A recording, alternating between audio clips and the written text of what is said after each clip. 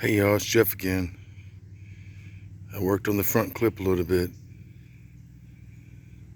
Wet sanded that after washing it with some bleaching water and some soap, car wash soap.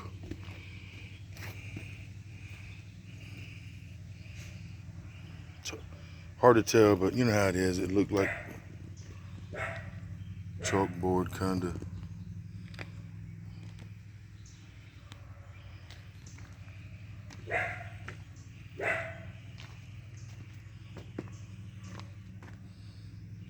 That'll give you a pretty good idea.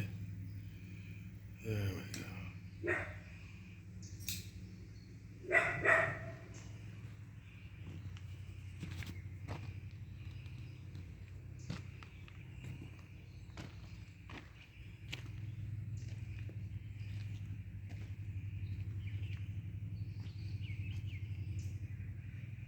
Just thought I'd do a forward set for quite a while.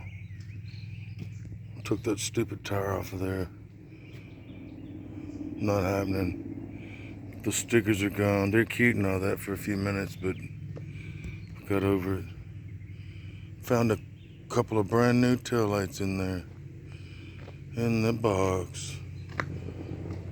That's awesome.